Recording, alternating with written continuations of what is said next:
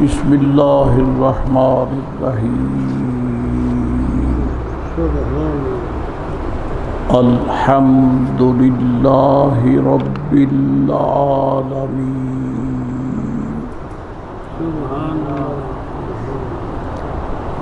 الرحمن الرحیم صدق اللہ مولانا العظیم وصدق رسولہ النبی الکریم الامین سبحان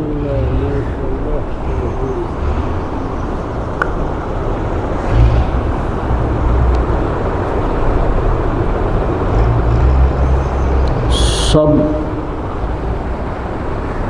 خوبیاں اللہ کے لیے ہیں جو سارے جہانوں کا مالک ہے۔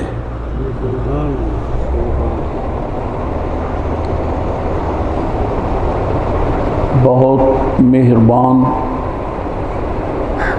رحمت والا ہے۔ یہ مبارک سورہ فاتحہ کی ابتدائی 2 آیات ہیں۔ الحمد للہ رب العالمین۔ حامدہ یحمد حمدن کا معنی ہوتا ہے کسی کی خوبی بیان کرنا۔ جو خوبیاں بیان کرے وہ حامد کہلاتا ہے، اس میں فاعل، اور جس کی خوبی بیان کی جائے اسے محمود کہتے ہیں۔ الحمد للہ، الحمد کے صیغہ سے یہ پتہ چلتا ہے کہ چونکہ قرآن شریف ایمان والوں کے لیے اترا ہے۔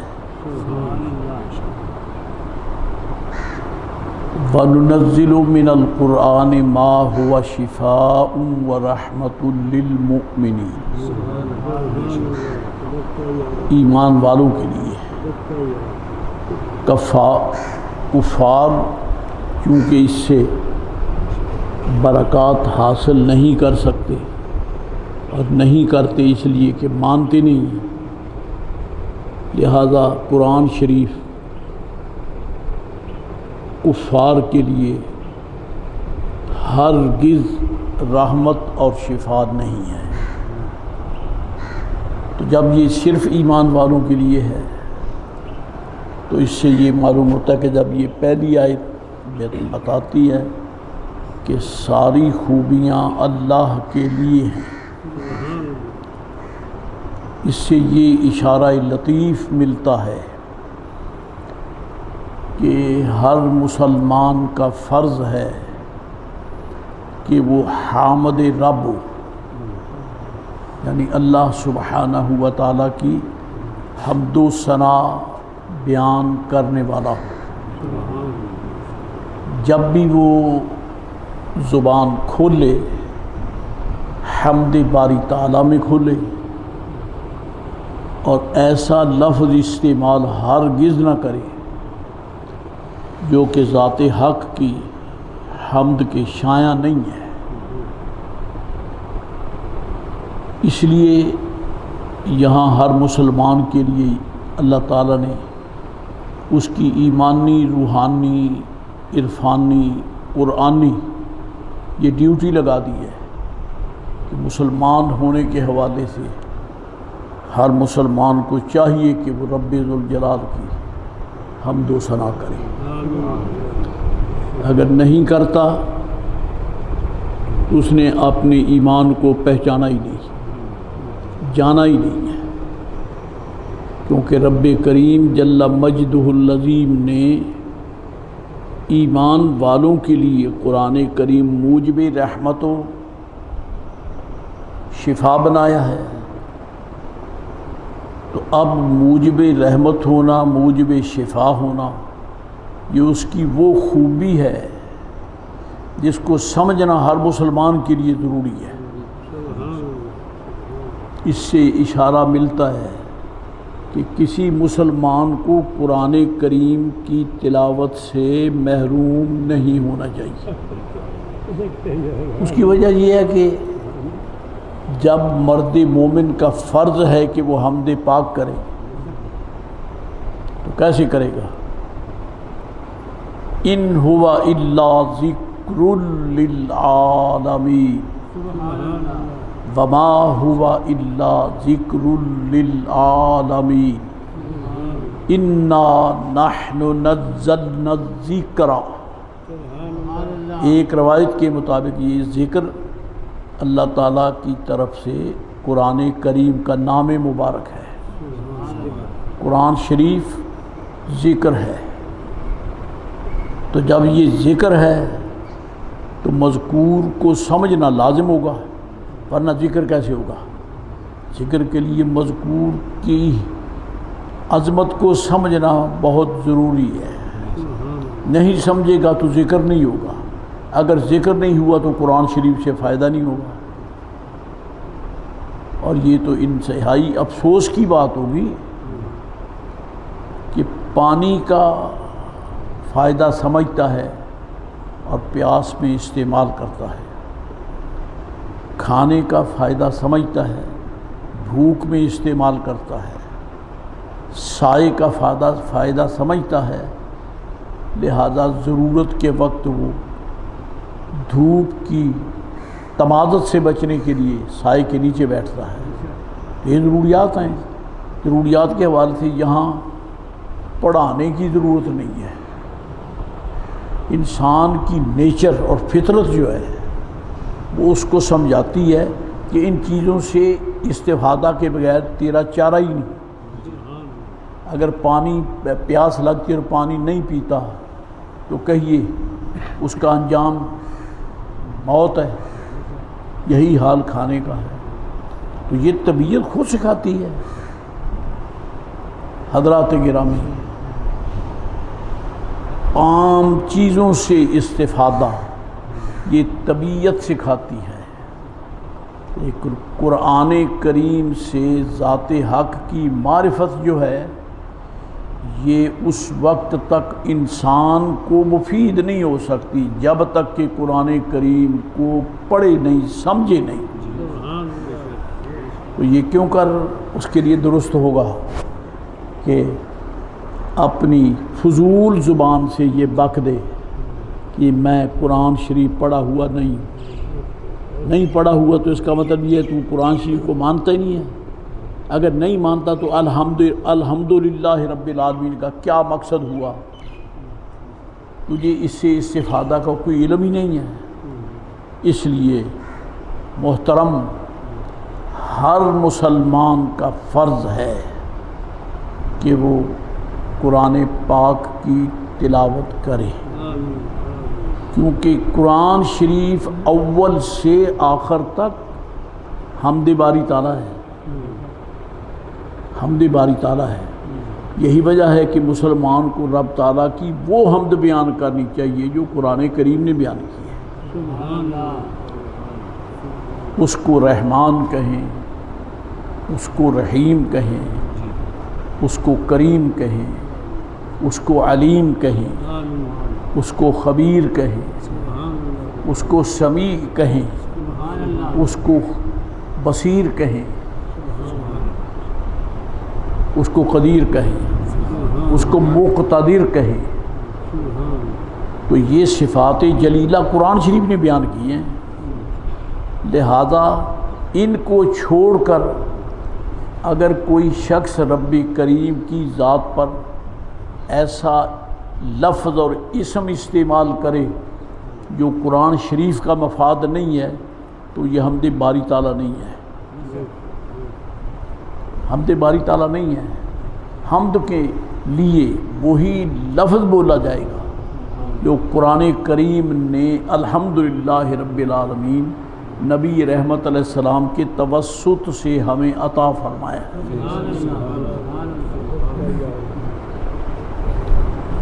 الحمد یہ اصل اس کا لفظ ہے حمد. الف لام جو ہے یہ ادات تعریف میں سے ہے، یعنی یہ معرفہ ہونے، یہ ناکرہ کو معرفہ بنانے کے لیے الف لام استعمال کیا جاتا ہے اسم پر. تو اس کا معنی الف لام کبھی تو استغراق کے لیے ہوتا ہے، کبھی عہد کے لیے ہوتا ہے، کبھی عہد خارجی ہوتا ہے، کبھی عہد ذہنی ہوتا ہے. یہ سارے حروف عربیت جو ہیں ان کی صفات پر فن نحو میں گفتگو کی گئی ہے. تو الحمد جو ہے اس کا الف لام یہ لفظ حمد کی اصل نہیں ہے، اس پر داخل کیا گیا ہے. اب اس کا معنی علماء کرام فرماتے ہیں کہ اگر تو اس سے الف لام استغراقی لیا جائے، اور یہ اعلیٰ حضرت امام اہل سنت رضی اللہ تعالیٰ عنہ کی تحقیق ہے، وہ الحمدللہ اس کا ترجمہ یہ نہیں کرتے کہ حمد ہے اللہ کے لیے، بلکہ وہ یہ فرماتے ہیں کہ ساری خوبیاں اللہ کے لیے، کیونکہ الف لام جو ہے یہ استغراقی ہے. پوری کائنات میں چاہے قدسی چاہے انسان، ہمہ قسم انبیاء علیہ السلام، رسول کرام، اولیاء اللہ، عارفین، کاملین، واصلین، ذاکرین، شاغلین، جو کچھ بھی بیان کرے حمد باری تعالیٰ میں وہ اس کی ذات کے شایع ہے. اس سے ہٹ کر اس کو ماننا متحقق نہیں ہو سکتا. سب خوبیاں اللہ تعالیٰ کے لیے ہیں. اب یہاں ایک سوال یہ پیدا ہوتا ہے کہ ہم تعریف تو اور چیزوں کی بھی کرتے ہیں، ہم معلم کی تعریف بھی کرتے ہیں، پڑھانے والے کی، ہم علم کی بھی تعریف کرتے ہیں جو کچھ پڑھایا ہے، ہم رحمت کی تعریف بھی کرتے ہیں، ہم رب ذوالجلال کی عطا فرمائے ہوئے شعور سے ہم اللہ تعالیٰ کی دی ہوئی نعمتوں کی بھی تعریف کرتے ہیں. یہاں یہ فرما دیا کہ الحمد ساری خوبیاں اللہ تعالیٰ کے لیے، تو پھر یہ کیسے متحقق ہوگا؟ آپ لوگ مخلوق میں سے جس کی تعریف کرتے ہیں وہ خالق تو ہے نہیں، وہ مالک نہیں، وہ کیا ہے؟ وہ مخلوق ہے، وہ اللہ تعالیٰ نے اسے پیدا کیا ہے، تو اس کی تعریف کرنے سے الحمد کیسے متحقق ہوا؟ تو اس کے لیے مفسرین کرام فرماتے ہیں کہ اصل میں رب کریم نے جس شے کو حسن تعریف بخشا ہے اس کی تعریف بیان کرنا یہ اصل میں رب تعالیٰ ہی کی تعریف ہے، کیونکہ اس شے کو رب کریم نے مستحق حمد بنایا ہے، قابل حمد بنایا، اس میں خوبیاں رکھی ہیں. وہ نہیں رکھتا تو وہ خوبی کے ایک لائق نہیں ہے، تو پھر اس کی ہم تعریف ہی نہیں کر سکتے. اب تعریف کرتے ہیں تو اس لیے نہیں کر کے کہ وہ شے خلقتاً خود بخود وہ حمد کے لائق پیدا ہوئی ہے، بلکہ حضرت خالق نے اس میں جو حسن رکھا ہے وہ قابل تعریف ہے، اور یہ اصل میں خالق ہی کی تعریف ہے.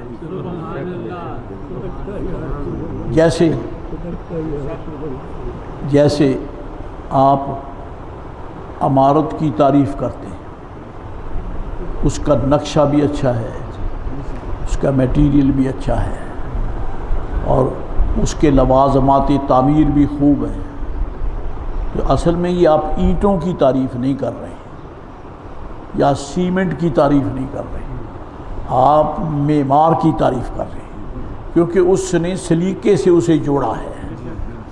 اس لیے وہ بطور عمارت، ورنہ یہ اینٹیں جو گلی میں لگی ہوئی ہیں جسے آپ کھڑونجا کہتے ہیں، سولنگ، وہ تو قابل تعریف نہیں ہے۔ اس پہ سے تو کتے بھی گزرتے ہیں، اس پر سے تو جانور بھی گزرتے ہیں، جانور پیشاب بھی کرتے ہیں، گوبر بھی پھیلاتے ہیں۔ ان اینٹوں کی تعریف کون کرتا ہے؟ ان اینٹوں کی تعریف کی گئی ہے جو کہ مسجد کے سین میں لگ گئی اور اللہ کا ولی اس پہ سر رکھ کے مالک کی بارگاہ میں سجدہ کرتا ہے۔ اب یہ اینٹ قابل تعریف ہے۔ کیوں تعریف کے قابل ہے؟ کہ بنانے والے نے اسے سلیقے سے بنایا ہے۔ آپ کے مسجد کے واش روم، بیت الخلا، ان کی اینٹیں قابل تعریف نہیں ہیں۔ یہ مسجد میں جو لگی ہیں یہ قابل تعریف ہے۔ تو پھر پتہ چلا کافر قابل تعریف نہیں ہے، مرد مومن قابل تعریف ہے۔ اس سے یہ مسئلہ بھی واضح ہوتا ہے کہ آج کے ناواقف مسلمان انتہائی بےہودگی کا شکار ہیں، جو کہ کافروں کی تعریف کرتے ہیں۔ کیا کافر جو ہے وہ ایک حجولے کا نام ہے، ایک جسم کا نام ہے۔ تو وہ حجولہ اور وہ جسم جس کو کافر کہا، وہ تبھی کہا کہ وہ اس میں کفر ثابت ہوا۔ تو کفر تو قابل تعریف ہے نہیں، تو پھر کافر کی تعریف کیسے ہوگی؟ بڑے بے حیا وہ ہیں جو یہود و نصارہ کی تعریفیں کرتے ہیں۔ آج کا جدید طبقہ جن کو پاکستان کی بجائے دوسرے ممالک کا شوق ذوق ہے، سر پھٹول ہے، بھاگ دوڑ ہے، دن رات چکر لگاتے ہیں دفاتر کے کہ پاسپورٹ بن جائے تاکہ میں انگلینڈ چلا جاؤں، میں لندن چلا جاؤں، میں فرانس چلا جاؤں وغیرہ ذالک۔ اور پھر جب وہ مڑتے ہیں تو یہ بدبخت اپنے باپ کی تعریف نہیں کرتے، ان کتے کافروں کی تعریف کرتے ہیں۔ او جی وہ بڑے اچھے لوگ ہیں، وہ تو بڑے اچھے لوگ ہیں، وہ بات کے دھنی ہوتے ہیں جی، وہ جو بات کہتے ہیں جو سچ بولتے ہیں۔ پاگلو، سچ کافر کی زبان سے نکل سکتا ہی نہیں ہے۔ سچ تب نکلتا ہے جب بولنے والی زبان کلمہ پڑھنے والی ہے۔ سبحان اللہ، سبحان اللہ۔ اس لیے تو اللہ تعالیٰ فرماتا ہے یا ایھا الذین آمنوا اتقوا اللہ وقولوا قولا سدیدا۔ اے ایمان والو، اللہ سے ڈرو، اور یہ زبان جو میں نے تمہیں دی ہے، یہ میں نے جانوروں کو بھی دی ہے، یہ میں نے کفار کو بھی دی ہے، یہ میں نے تمہیں بھی دی ہے۔ تو زبان میں فرق ہونا چاہیے نا۔ کافر جھوٹ بکتا ہے تو مرد مومن سچ بولے۔ سبحان اللہ۔ کافر غیبت کرتا ہے، خرافات بکتا ہے، مرد مومن بولے اذکر اللہ، اللہ کا ذکر کرو۔ سبحان اللہ۔ یہ حمد ہے۔ جب آپ اللہ کی توفیق سے ذکر الہی کرتے ہیں تو اصل میں آپ قابل تعریف نہیں ہیں۔ قابل تعریف وہ ذات ہے جس نے آپ کو ایمان عطا فرمایا ہے، ورنہ زبانیں تو اور بھی ہیں، حجولے تو اور بھی ہیں، منہ تو اور بھی ہیں، قد تو اور بھی ہیں، لیکن ان کی زبانیں حق نہیں بولتی، ذکر نہیں کرتی، لہذا وہ قابل تعریف نہیں ہے۔ تو قابل تعریف اصل میں ذات حق ہے جس نے مرد مومن کی زبان پر کلمہ طیبہ جاری فرمایا۔ جی تو پھر الحمد کا معنی یہ نکلا کہ حمد بالواسطہ ہو یا بلا واسطہ ہو، اللہ تعالیٰ ہی کی حمد ہے۔ قرآن شریف برحق ہے، حمد باری تعالیٰ ہے، حمد باری تعالیٰ ہے، کیونکہ قرآن اللہ تعالیٰ کی مقدس کتاب ہے، اس کا کلام ہے۔ تو ہم جب قرآن شریف پڑھتے ہیں تو تعریف تو قرآن شریف کی بھی ہے نا، کیونکہ یہ عظیم کتاب ہے، کتاب مجید ہے، یہ ذکر حکیم ہے۔ قرآن شریف ذکر الہی ہے، اس میں تو کوئی شک نہیں۔ لیکن الحمدللہ رب العالمین، جس ذات نے یہ قرآن کریم عطا فرمایا ہے، اصل میں قابل تعریف وہ ہے جس نے اس قدر عظیم کتاب جو ہے ان انسانوں کو عطا کی ہے جو یہاں رہ کر خطاؤں کا شکار تھے. تاجدار مدینہ علیہ السلام نے پکڑا، قدموں میں ڈال لیا، ان کی زبانوں پہ یہ جاری کر دیا. تو اب اگرچہ الحمدللہ مسلمان ہیں، کوئی قاری صاحب ہے، کوئی حافظ صاحب ہے، کوئی امام صاحب ہے، کوئی معلم ہے، یہ سارے قابل تعریف ہیں. لیکن کیوں قابل تعریف ہیں؟ کہ ذات حق قابل تعریف ہے جس نے ان بندوں کو فانی لوگوں کی زبان پر باقی کلام جاری کر دیا ہے. تو اس کا معنی یہ ہوا کہ جب ہم یہ اعلان کریں کہ ساری خوبیاں اللہ تعالیٰ کے لیے ہیں، تو اس کا معنی یہ ہوگا کہ انسان کا فرض بنتا ہے کہ وہ ساری زندگی حمد باری تعالیٰ کرے. اسی لیے اللہ کریم نے فرمایا ہے وَالذَّاكِرِينَ اللَّهَ كَثِيرًا وَالذَّاكِرَاتِ، اللہ کا ذکر کثیر کرنے والے اس کے بندے اور اس کی لونڈیاں. اب یہ ذکر کی کثرت جو ہے کس کے لیے ہے؟ مرد مومن کے لیے ہے. اس کی زبان اس لائق ہے کہ حق ذات حق کی حمد پاک کرے. اس لیے فرمایا الحمد.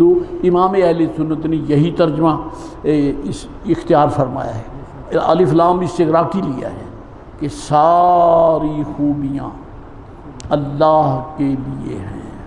تو بات بڑی کھری ہے کہ جو ساری خوبیوں کا مالک ہے، انسان کو اس کا ہو کے رہنا چاہیے تاکہ اس میں بھی خوبیوں کا حسن پیدا ہو جائے.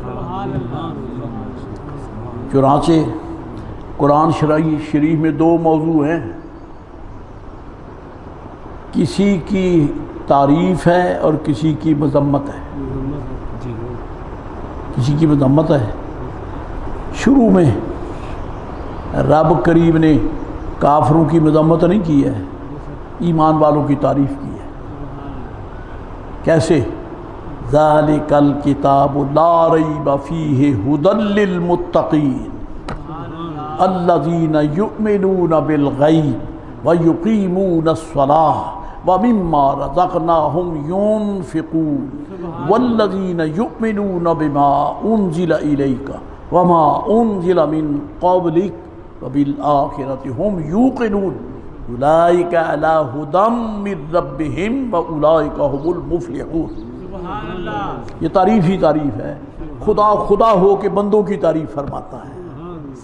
حالانکہ پہلے تو یہ کہہ الحمدللہ ساری خوبیاں اللہ کے لیے ہیں، تو یہ بندے کی تعریف کیوں ہو گئی؟ بندے کی تعریف اس لیے ہو گئی خوب نے اسے خوب بنایا ہے. خوب نے اسے خوب بنایا ہے. اس کا کرم ہے کہ ساری خوبیوں کے مالک نے اس کو خوب بنا دیا. اور کیسے خوب بنا دیا؟ کیسے خوب بنا دیا؟ اللہ اور اس کے رسول علیہ السلام کے بغیر کوئی حسن ہے نہ خوبی ہے. کوئی حسن ہے نہ خوبی ہے. اگر طبیب نہیں ہے تو اچھی ٹریٹمنٹ کیسے ہوگی؟ اگر معمار نہیں ہے اچھی تعمیر کیسے ہوگی؟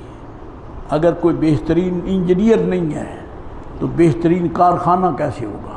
وغیرہ ذالک. خدا بھی خوب ہے، خوبیوں کا مالک، ساری خوبیوں کا مالک ہے. اور آپ کو یہ بھی علم ہوگا کہ الحمد کا اصل مقام ہا میم دال ہے، اور یہی ہا میم دال رب نے حضور کے نام میں رکھا ہے. سرکار کا نام محمد ہے صلی اللہ علیہ وآلہ وصحبہ وبارک وسلم. خود الحمدللہ ہے اور وہ محمد ہیں علیہ السلام.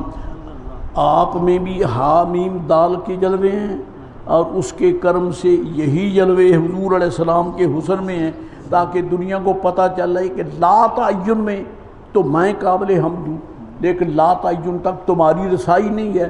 میں تمہیں وہ متعین دے دیتا ہوں کہ جب تم میں ہو تو متعین ہو، جب میری بارگاہ میں ہے تو لا تعین ہو جائے. جبریل متعین ہے، جبریل متعین ہے، لہذا وہ عالمی امکان سے آگے نہیں جا سکا. وہ صرف سدرہ تک رہ گیا، آگے نہیں گیا، کیونکہ وہ متعین ہے، اسرافیل متعین ہے، میکائیل متعین ہے، اسرائیل متعین ہے، سب فرشتے متعین ہیں، سب انسان متعین ہیں، ساری کائنات متعین ہے، ساری خلق متعین ہے، آگے کوئی جا نہیں سکا، اگر گئے ہیں تو سرکار گئے ہیں،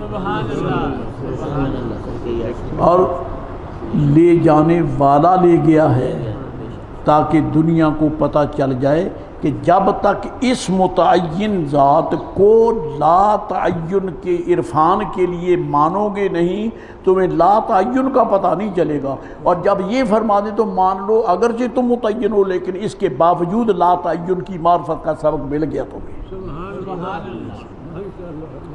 کعبۃ اللہ نہیں دے سکا عرفان، یہ آسمان بھی نہیں دے سکے، یہ مظاہر قدرت ہیں، خلق السماوات والارض بالحق، یہ ہیں زمین و آسمان اس کی بنائی ہوئی چیزیں ہیں، خلقکم، اس نے تم سب کو بنایا ہے، وہ خالق مالک ہے، سب ہیں، لیکن آسمان کھڑے رہے، زمین بچھی رہی، بارشیں برستی رہی، آگ جلتی رہی، انسان پیدا ہوتے رہے، مرتے رہے، کھاتے رہے، پیتے رہے، چلتے رہے، لیٹے رہے، سوتے رہے، سب کچھ ہوتا رہا، لیکن رب کا پتہ نہیں چلا۔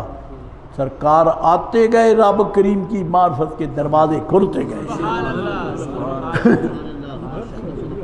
کیونکہ یہ تعین میں جلوہ لا تعین ہے، حد میں جلوہ غیر محدود ہے، لا محدود ہے، اسی لیے تو فرماتا ہے وَكَيْفَ تَكْفُرُونَ، تم کفر کیسے کر سکتے ہو؟ بھائی بھوکا تو وہ مرے نا جس کو کھانے کے لیے کچھ نہ ملے، پیاسا وہ تڑپ کے مرے جس کو پینے کے لیے پانی نہ ہو، بیماری سے وہ مرے جس کا کوئی ڈاکٹر طبیب نہ ہو، تو ہو گیا۔ اللہ فرماتا ہے کیفَ تکفرون، تم کیسے کفر کرو گے؟ معلوم ہوتا ہے کہ اس نے کفر مٹانے کے لیے کوئی بہترین انتظام کیا ہے۔ کیا انتظام کیا ہے؟ وَأَنْتُمْ تُتْلَى عَلَيْكُمْ آیات اللہ، تم پر اللہ کی آیتوں کی تلاوت کی جاتی ہے۔ اب میں آپ سے پوچھ لیتا ہوں بحیثیت مسلمان، آپ اس کو جانتے ہیں کہ فرسٹ آف آل، سب سے پہلے اس کائنات میں قرآن کریم کا نغمہ کس کی زبان سے بکھرا، کس کی زبان مبارک سے ظاہر ہوا؟ اللہ فرماتا ہے اقرأ یا رسول اللہ، آپ پڑھیں، سرکار سے پڑھا کر ہم بیکاروں جاہلوں کو پڑھا دیا،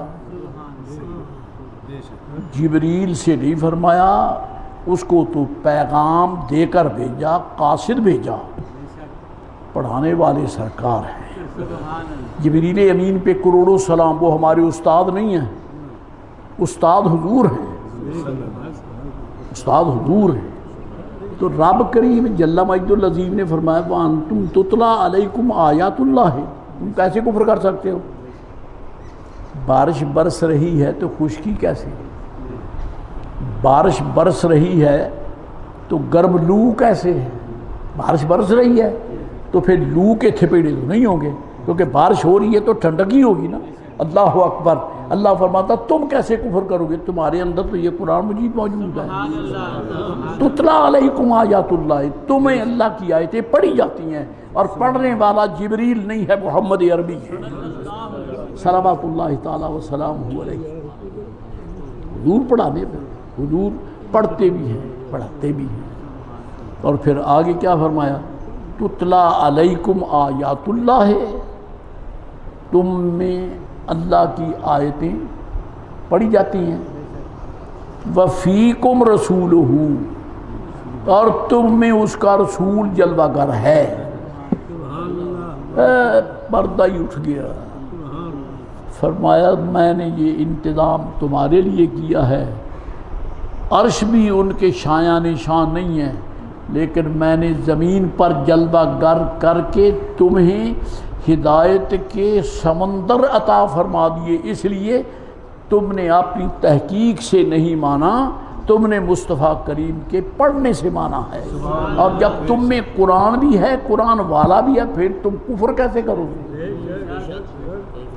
کفر کا جواب ہی کوئی نہیں۔ محترم، یہ سب حمد باری تعالیٰ ہے، ساری خوبیاں اللہ کے لیے ہیں، جس کی برکت سے الحمدللہ یہ ایمان کا جہان نور متجلی ہے، اور اللہ کے فضل و کرم سے پوری دنیا میں ذکر الہی ہو رہا ہے، پوری دنیا میں ذکر ہو رہا ہے، قرآن شریف کی تلاوت ہو رہی ہے، بولنے والے چاہے کوئی بولی بولتے ہوں، لیکن قرآن شریف پڑھیں گے تو یہی پڑھیں گے جو سرکار نے پڑھا ہے،